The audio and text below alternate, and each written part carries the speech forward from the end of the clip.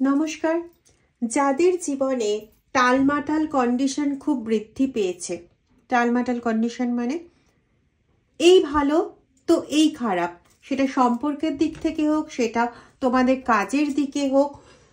হয়তো কাজের দিকে একটা সময়, কিছুদিন আগেও একটা সময় ছিল যখন বেশ সুন্দর কাজকর্ম মোটামুটি চলছিল, স্টেবলভাবেই মোটামুটি চলছিল, হঠাৎ করে ভীষণভাবে স্টাক্ট হয়ে গেছে। মানে কমতে কমতে কমতে কমতে এখন এতটাই কমেছে যে এখন যেন মনে হচ্ছে না আগেরটা একটু ভালো ছিল, আবার আরও কমছে, আরও মনে হচ্ছে আগেরটাই ভালো ছিল, আগেরটাই ভালো ছিল। এরকম বারবার মেন্টালি এরকম একটা চেঞ্জেস আসছে পরিস্থিতির কারণে। সাথে সাথে মানসিক উদ্বেগ প্রচণ্ডভাবে বৃদ্ধি পাচ্ছে। মেন্টালি প্রচণ্ডভাবে একটা টেনশনের কন্ডিশন, যেটাকে আমরা বলি না যে টেনশন আছে ঠিক আছে, তবুও যেন সব ব্যালেন্স করে চলা যাচ্ছে, সেই জায়গাটা একদম একটা বিগ জিরো কন্ডিশনে বা নীল কন্ডিশনে এসে দাঁড়িয়েছে। এরকম সিচুয়েশন কার কার, যাদের এরকম সিচুয়েশন তারা 5-7-এর কম্বিনেশন খুব পাচ্ছ। তো আজকের রিডিংটা মেনলি তাদের জন্য, বিকজ এখানে তোমাদের ওপর মুন ওয়ার্ক করা হচ্ছে, এইরকমই একটা ভিউ পেয়েছি, ভিশন পেয়েছি। নেক্সট যেটা বলতে চাইছিলাম প্রথমেই, সেটা হচ্ছে সমস্ত রাশির জন্য রিডিং, কিন্তু যাদের কিছু রাশি আছে যাদেরকে বলা হয় খুব হার্ড ওয়ার্কিং রাশি, যেমন মকর রাশি, ঠিক আছে। কিছু কিছু রাশি আছে খুব হালকা রাশি, যেমন তুলা, কন্যা, ঠিক আছে। তো হালকা রাশির ক্ষেত্রে মানসিক উদ্বেগ, মানসিক বিপর্যয়, ইমোশনাল গ্রাউন্ড তোমাদের অত্যন্তভাবে বেড়ে গেছে। তো এই জায়গাগুলো খুব তাড়াতাড়ি তোমরা বুঝতে পেরে যাও।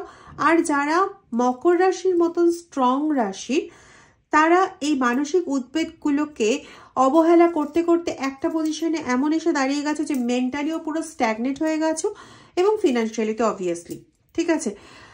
মানে তোমরা উপেক্ষা করতে করতে করতে করতে করতে করতে এখন এমন একটা জায়গায় এসে দাঁড়িয়েছো, না কোনো কিছু ভাবতে পারো, না বলতে পারো, না কোনো কিছু প্রকাশ করতে পারো, এবং মানসিকভাবে তো ততই বছর ছেড়ে দাও।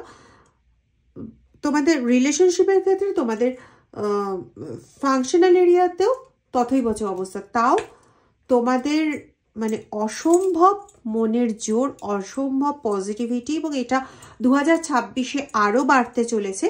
এবং 2025-এর এই পজিটিভিটির জেরে মকর রাশি এবং আরও বেশ কিছু রাশি, আমি আসবো রাশি ভিত্তিক আলোচনায়, ডিসেম্বরে করব এটা 2026-এর জন্য, তাদের না বেশিরভাগের ক্ষেত্রে এই 2026-এ মকর রাশিতে প্রচণ্ডভাবে পজিটিভ পরিবর্তন আসছে, প্রচণ্ডভাবে।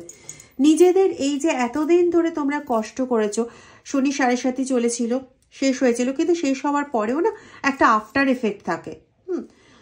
তো সেই আফটার এফেক্টটাও সরতে বেশ কিছুদিন সময় লাগে, কিন্তু এই সময়ের মধ্যে তোমরা যে পজিটিভিটি দিয়ে নিজেদের এগিয়েছো, পড়েছো আবার এগিয়েছো, পড়েছো আবার এগিয়েছো। মকর রাশি এটা একটা স্পেশাল ক্যারেক্টার। তো এই যে তোমরা বারবার করে এগো, তো সেই ক্ষেত্রে তোমাদের এই যে পজিটিভ যে জায়গাগুলো গ্যাদার্ড হয়েছে, এই পজিটিভ জায়গাগুলো তোমাদের 2026-এ একটা আমূল পরিবর্তন আনছে। আসবো রাশিভিত্তিক আলোচনায়, এখন ঢুকছি না, তাহলে ভিডিওটা অনেক লেন্দি হয়ে যাবে, বিকজ আজকে অনেক কিছু বলার আছে আমার মনে হয়। দেখা যাক রিডিংয়ে কি কি আসে।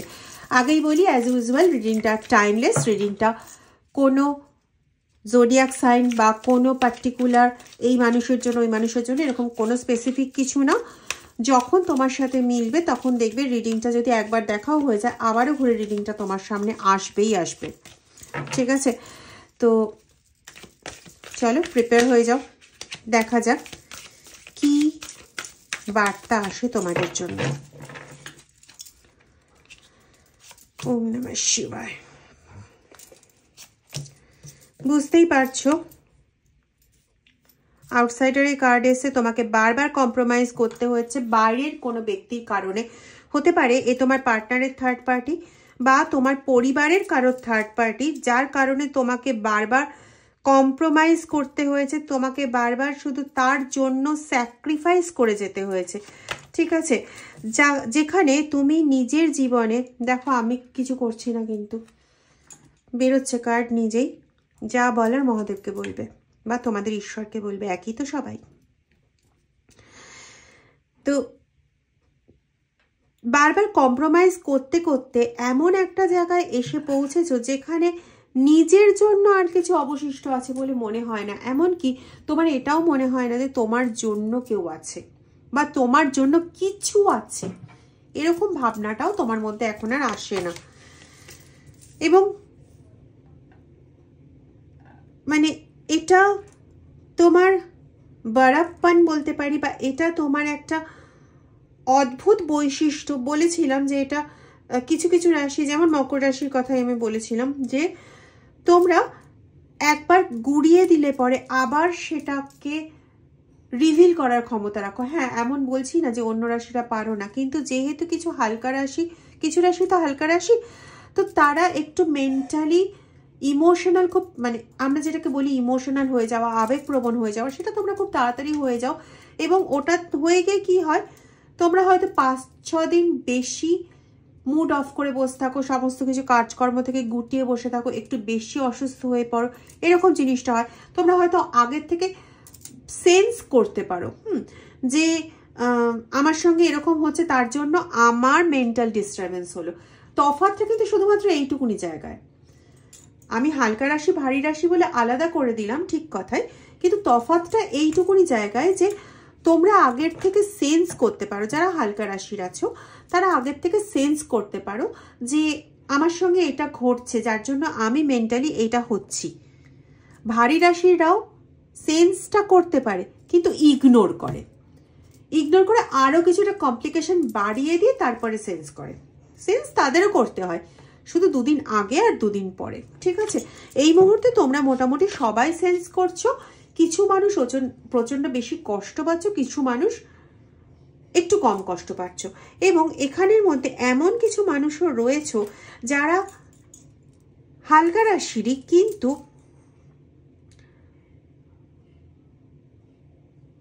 হ্যাঁ তুলা এরকম, কিন্তু কন্যা রাশি তোমরা এত ঘাত প্রতিঘাত পেয়েছো যে তোমাদের এই যে হালকা রাশির বৈশিষ্ট্য, সেটাকে তোমরা না ভেঙে গুড়িয়ে দিয়েছো। মানে এই ঘাত প্রতিঘাতের মধ্যে দিয়ে চলতে চলতে তোমরা এত বেশি তোমাদের বাইরের পরিবেশের সঙ্গে অভিযোজিত হয়ে গেছো যে অনেকেই আছো হয়তো প্রচন্ড শরীর খারাপ, কিন্তু তোমরা ভাবো না এটাই তো স্বাভাবিক। প্রচন্ডভাবে মন খারাপ, তোমরা ভাবো এটাই তো স্বাভাবিক, এটাই আমার জীবনের রোজকার ঘটনা। মানে এমন কেউ নেই পাশে যে তোমার গুণের একটু কদর করবে, এমন কেউ নেই পাশে যে তুমি সারাদিন যে উদয়স্ত পরিশ্রম করে যাচ্ছ সেটার সম্পর্কে কোনো ভালো মানে পজিটিভ একটা দুটো কথা বলবে, যেখানে তোমার মনের একটু আনন্দ হয়, একটু ভালো লাগা হয়, সেগুলো কোনোটাই হচ্ছে না। এদিকে তোমার ওপর আবার মুন ওয়ার্কের অ্যাক্টিভিটি করা, যেখানে যার জন্য কি হচ্ছে দেখো, ওম নমঃ শিবায়, তোমার উপর মুন ওয়ার্কের অ্যাক্টিভিটি করে তোমার মঙ্গলকে আরো বিগড়ে দেওয়া হয়েছে। তোমাদের মধ্যে অনেকেই আছো মাঙ্গলিক দশার অধিকারী, তো আমি দশা নিয়েও আসবো। তো তোমাদের এমনিতেই মেন্টাল পজিশন অনেকটাই বিগড়ে থাকে, তো তার মধ্যে যদি আবার মুন ওয়ার্ক করা হয়, মুন কি চন্দ্র কার মানে চন্দ্র কিসের জায়গাটা কন্ট্রোল করে না, মনের জায়গাটা কন্ট্রোল করে। এবার মঙ্গলও কিন্তু মনের সঙ্গে রিলেটেড। এবার যদি মঙ্গলকে আরো ক্লান্ত করে দেওয়া হয় এবং তার সঙ্গে সঙ্গে চন্দ্র রিলেটেড কাজ করা হয়, অবশ্যই তন্ত্রগত উপায়, তো যদি করা হয়ে থাকে তাহলে পরে সেক্ষেত্রে কি হবে, তোমার মনের উপর চাপটা আরো বাড়ছে এবং তুমি যথেষ্ট একজন এমন পার্সন যে ভীষণ মানবিক, মানুষের দুঃখে তোমার প্রাণ কাঁদে এখনো টিল নাও। তো এই জন্য তুমি আরো বেশি বিগড়ে গেছো, কারণ হচ্ছে তুমি সবার সমস্ত কিছু কষ্ট, সমস্ত কিছু দুঃখ, এইগুলোর মধ্যে তোমার প্রাণ কেঁদে যায় এবং তুমি পার্টিসিপেট করে ফেলো।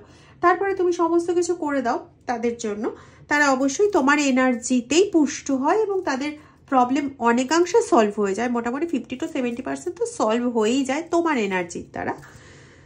কিন্তু তুমি আলটিমেটলি কি প্রাপ্ত হও, দুঃখ প্রাপ্ত হও। তুমি আলটিমেটলি ভীষণ ইমোশনালি ডিমোটিভেটেড হয়ে পড়ো, ভীষণ ডিপ্রেসড হয়ে পড়ো।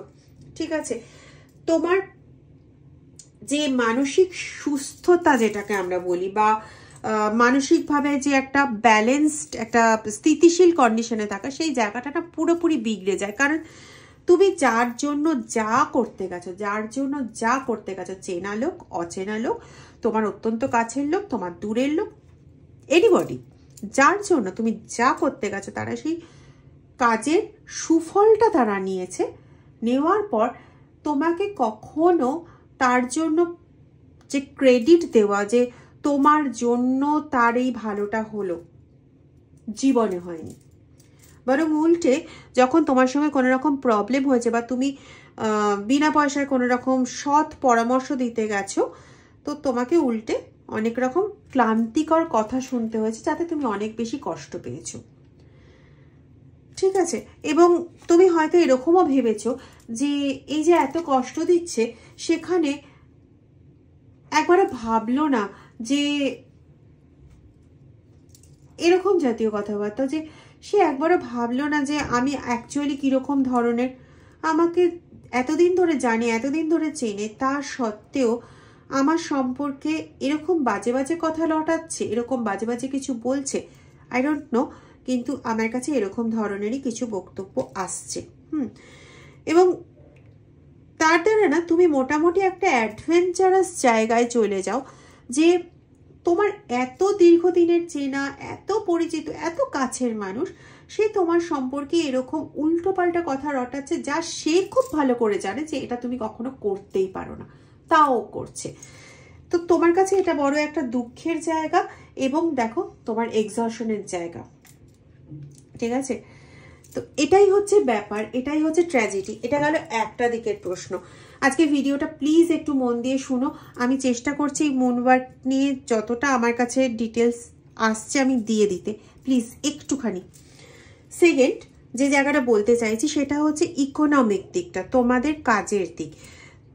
যেহেতু মেন্টালি, আমি এর আগেও একটা ভিডিওতে বলেছিলাম, যেহেতু তোমরা মেন্টালি ভীষণভাবে ডিস্টার্বড হয়ে গেছো, বারবার এক্সস্টেড হচ্ছ, ক্লান্ত হচ্ছ, দেখবে মেন্টালি ডিস্টার্বড হয়ে গেলে শরীরের ওপর তো এফেক্ট পড়ে, তার সঙ্গে সঙ্গে তোমার পুরো পরিবেশটার ওপর এফেক্ট পড়ে, এবং সেটাই হয়েছে তোমার সঙ্গে।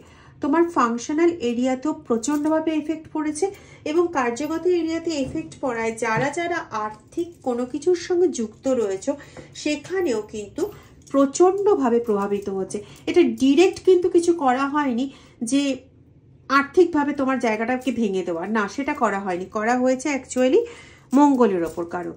ঠিক আছে, করা হয়েছে অ্যাকচুয়ালি মুনওয়ার্ক, যেটা পরোক্ষভাবে তোমার আর্থিক জায়গাটাকে নষ্ট করেছে। ক্লিয়ার করতে পারলাম? জানিও কিন্তু। তৃতীয় আরেকটা জিনিসও আমি পেয়েছি, সেটা হচ্ছে এই ব্যক্তি যে কিন্তু মুনওয়ার্কে অ্যাক্টিভিটি করেছে, সে কিন্তু তোমাদের অত্যন্ত কাছের কেউ, যে ভালো মানুষের মুখোশ পরে তোমার সামনে আছে। এবং এখনো আমি তোমাকে 100% কনফার্ম করে বলতে পারি, এরকম প্রচুর মানুষ আছো যাদেরকে যদি কেউ যদি বলেওছে যে এই পার্সনটা একদম ঠিক না, এ তোমার ক্ষতি করছে, বিশ্বাস হয়নি। তার প্রতি এই বিশ্বাসটা আছে যে সে কোনো ক্ষতি করতে পারে না, অথচ সে কিন্তু মুখোশের আড়ালে কন্টিনিউ ক্ষতি করে যাচ্ছে। এটা একটা। দ্বিতীয়, সে যদি তোমার সামনে কখনো বলেওছে যে সে তোমাকে পছন্দ করছে না, বা তোমার সঙ্গে প্রচন্ড ঝামেলা হচ্ছে, তুমি পাস্টে সে তোমার সঙ্গে কত ভালো ব্যবহার করেছে সেটা নিয়ে তুমি পড়ে থেকেছো। ম্যাক্সিমাম লোকের ক্ষেত্রে এটা হয়েছে যে তোমরা বারবার করে আহত হচ্ছ, আর বারবার করে শুধু এটা ভাবছো কবে থেকে আমাকে কষ্ট দিয়ে চলেছে, অথচ কোনোভাবে আমাকে একটু বুঝতে চাইছে না যে আমি কি করতে চাইছি, কেন করতে চাইছি, কিসের জন্য করতে চাইছি। আমি তো যা করছি ওদের ভালোর জন্য করছি, ওরা কেন আমাকে বুঝতে পারছে না, বা আমি যা বলছি সেটাকে বিশ্বাস করতে চাইছে না। কবে থেকে এই জিনিসটা হয়ে আসছে, আজকে নতুন নয়। ঠিক আছে, আমি কি আর কোনোদিন ভালো কিছু পাবো না, আমার কি আর কোনোদিন কোনো কিছু হবে না, ঠিক আছে, আল্লাহ বা এরকম জাতীয় বলে তোমরা বেশি এই ওয়ার্ডটা ইউজ করো। মানে আমি আল্লাহ ওয়ার্ডটা বলছি না, এবং তোমরা বারবার শুধু খারাপটাই এক্সপিরিয়েন্স করছো, বারবার খারাপটা এক্সপিরিয়েন্স করছো, এবং এখন এক্সপিরিয়েন্স করতে করতে এমন একটা পজিশন তোমাদের এসে উপস্থিত হয়েছে যে তোমরা নতুন ভালো আর কিছু ভাবতেই পারো না। মানে তোমাদের অবস্থা এখন এমনই হয়েছে যে আমার সঙ্গে ভালো কিছু হবে জাস্ট অসম্ভব, এরকম একটা অবস্থা এসে দাঁড়িয়েছে। কিন্তু এগুলো কিন্তু সবই মুন ওয়ার্কের এফেক্ট, ঠিক আছে? দেখবে সামনের পূর্ণিমা যেটা আসছে, মাঘশিরা পূর্ণিমা,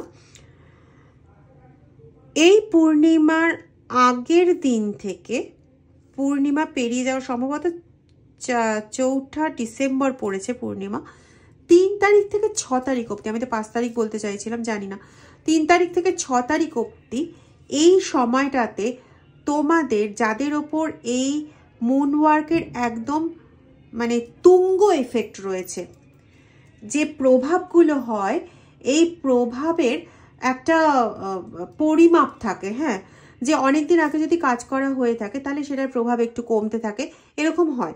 তো একদম পিক পজিশনে যদি থাকে, যাদের তুঙ্গে এফেক্ট রয়েছে, সেটাকে আমরা বলি তুঙ্গ এফেক্ট। তো যাদের এই এফেক্টটা একদম তুঙ্গে থাকবে তাদের ক্ষেত্রে বলা হচ্ছে যে এই সময়টা, এই 3 থেকে 6 তারিখ, এই সময়ের মধ্যে তোমাদের ডেফিনেটলি 100-র কাছাকাছি জ্বর থাকবে। যাদের তুঙ্গে আছে, যাদের একটু কমেছে তাদের অবশ্যই জ্বরের মতো মনে হবে, কিন্তু জ্বর পাবে না। তোমরা এর দ্বারা ডেফিনিট হয়ে বুঝে যাবে যে কাদের ওপর রয়েছে এই মুন ওয়ার্কের এফেক্ট কতটা। আমি বলে দিচ্ছি, এই জন্য বলেছিলাম যে আজকে ভিডিওটা হয়তো একটু লম্বা হয়ে যাবে। তো যাদের ওপর তুঙ্গে প্রভাব থাকবে তাদের, মানে বলা যেতে পারে প্রভাব একদম 95 to 100%, তাদের এই 3টে দিন, 3, 4, 5, 6 এই কটা দিনের মধ্যে অন্তত পক্ষে 3 দিন 100-র কাছাকাছি জ্বর থাকবেই থাকবে, 1 নম্বর। 2 নম্বর, যাদের এর থেকে একটু কম লেভেলের আছে প্রভাব, কিন্তু 70-র ওপরে বা 65-এর ওপরে, তাদের কীরকম হবে না, তাদের জ্বরের লাইক সমস্ত কিছু হয় না, একটা আমাদের জ্বর যখন হয় তখন একটা আমাদের সিমটমস থাকে, তো সেই সিমটমসগুলো, ওই জ্বরের সিমটমসগুলো একদম পুরোপুরি রূপে থাকবে, ঠিক আছে, কিন্তু জ্বর বোঝা যাবে না। আরেকটা হচ্ছে আমাদের যে হাঁটু বলা হয় আর নিচে যে গোড়ালি পোর্শন বলা হয়, এই পোর্শনগুলোতে অসম্ভব ব্যথা থাকবে, ঠিক আছে। যাদের মোটামুটি 50%-এর নিচে এফেক্ট হয়ে গেছে, মানে এফেক্ট কমতে কমতে 50%-এর নিচে এসছে, তাদের ক্ষেত্রে প্রবলেম বুঝতে পারবে ঠিক কথাই, কিন্তু এতটা প্রখর হবে না। তো তোমরা এর দ্বারা মোটামুটি ডেফিনিট হয়ে যেতে পারবে যে কার ওপর কতটা প্রভাব রয়েছে, ঠিক আছে। নেক্সট হচ্ছে আরেকটা জায়গা, যারা এখানে ফিমেল পার্সন আছো, যাদের ওপর মুন ওয়ার্ক অ্যাক্টিভিটি বেশি আছে, তাদের ক্ষেত্রে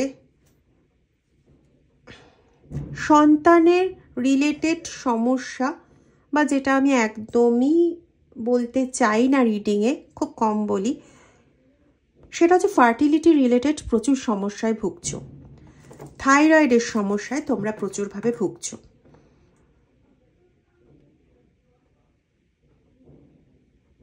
আচ্ছা, একটা রেমিডি বলছি, তারপরে আসছি। রেমিডিটা হচ্ছে যাদের 50%-এর নিচে, তাদের জন্য বলি প্রথমে, সেখানে হচ্ছে তেজপাতা এবং শুকনো লঙ্কা, 3টে তেজপাতা এবং 3টে তেজপাতা, 3টে কর্পূর এবং 1টা শুকনো লঙ্কা একসাথে করে জ্বালাবে পরপর 7টা শনিবার। এটা গেল একটা।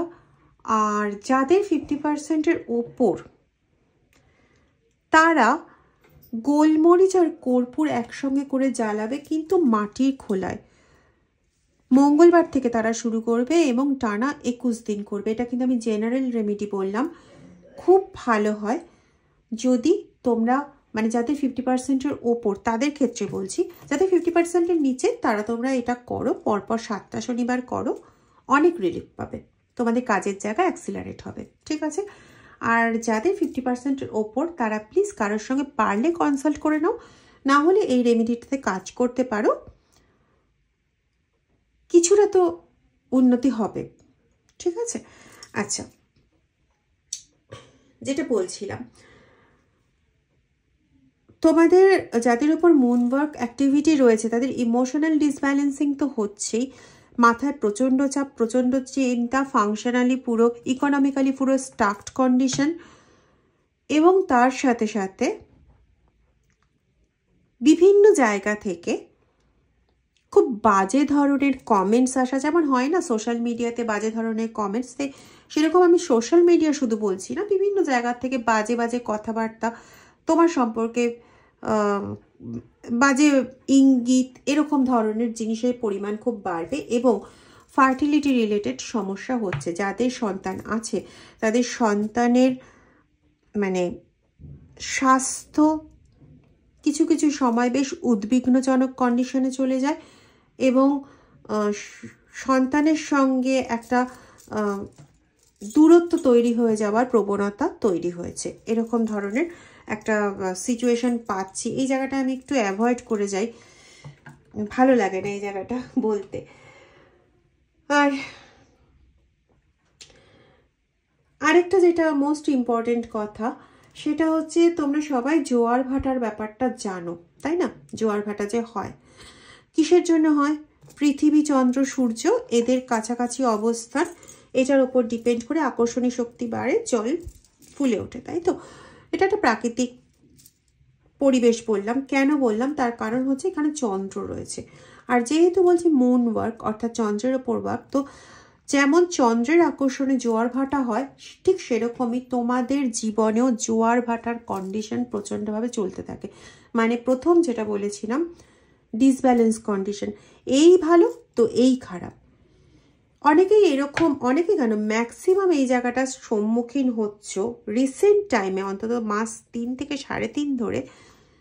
তোমার সঙ্গে যে খুব খারাপ ব্যবহার করলো, কিছুদিন পরে তোমার সঙ্গে একটু ভালো ব্যবহার করলো, তুমি ভাবলে আহা হা সে সব ভুলে গেছে, আবার খারাপ ব্যবহার পেলে। মানে যেই তুমি একটু মেন্টালি স্টেবল হতে যাও, সঙ্গে সঙ্গে তুমি আবার একটা ধাক্কা পেয়ে যাও, ঠিক আছে? যাদের মুন ওয়ার্ক ভীষণভাবে তুঙ্গে তারা এই জিনিসটা কিন্তু পেয়ে থাকো। আমি বলছি না সবার ক্ষেত্রে একরকম পাবে, কিন্তু যারা 5-7 দেখছো কিছু না কিছু ম্যাচ করবে। মানে অনেকগুলো কন্ডিশন বলেছি আজকে, তো সব কন্ডিশন একসাথে হয়তো সবার সঙ্গে ম্যাচ করবে না, আবার হতেও পারে যে কিছু কিছু কন্ডিশন হয়তো সবার সঙ্গেই ম্যাচ করে গেল টাইমের রেসপেক্টে, যে কিছু সময় তাদের স্ট্যাগনেট ওয়েতে এরকম খারাপ চলতে থাকে, কিছু সময় আবার কখনো ভালো কখনো খারাপ, কখনো ভালো কখনো খারাপ, কিন্তু সবসময় এফেক্টটা পড়ে গিয়ে সেই মনের ওপর, ঠিক আছে? মানে যতই খোঁচাও, মনকে খোঁচাও, মনকে একদম রক্তাক্ত করো, কি হয়েছে? মনকে তো আর চোখে দেখা যায় না, মন জিনিসটাকে চোখে দেখা যায় না, তো যাকে চোখে দেখা যায় না সে রক্তাক্ত হলো কি সুস্থ থাকলো সেটাও কেউ দেখতে পাবে না। তুমি যদি বলো তোমার মন খারাপ, লোকে বলবে তুমি পাগল। তুমি যদি বলো তোমার খুব কষ্ট হচ্ছে, লোকে বলবে এ বেশি ম্যানিয়া আছে। তুমি যদি বলো তোমার ভয় লাগছে, সে বলবে তোমার মানসিক রোগ আছে। বিভিন্ন রকম কথা তুমি হয়তো শুনেও ফেলেছো, তুমি খুব মানে মানসিকভাবে তুমি অসুস্থ, এটা হয়তো বিভিন্ন রকম আকার ইঙ্গিতে তুমি শুনেও ফেলেছো। ওর কথা বাদ দিত, ও তো একটা পাগল, এরকম ধরনের কিছু, ওর মাথায় ছিট আছে, ঠিক আছে? এরকম টাইপের কোনো কথাবার্তা হয়তো তুমি শুনেও ফেলেছো অলরেডি, ঠিক আছে? তো রিডিং মোটামুটি যতটা ছোট করে বলা যায় বললাম। নেক্সট রেমিডিগুলো দেখো, নেক্সট যদি মানে আরও কিছু বলার ছিল তো নেক্সট পারলে পরে আমি আরও দেব। ভিডিওটা অলরেডি 24 মিনিট হয়ে গেছে, জানি না তোমরা কতজন পুরোটা ধৈর্য ধরে শুনতে পারবে। যদি ধৈর্য ধরে লাস্ট অবধি শোনো তাহলে আমি তোমাদের ধৈর্যের পুরো মানে কি বলবো, তোমাদের অসীম ধৈর্য, তার জন্য আমি অত্যন্ত কৃতজ্ঞ। খুব ভালো থাকো, খুব খুব ভালো থাকো।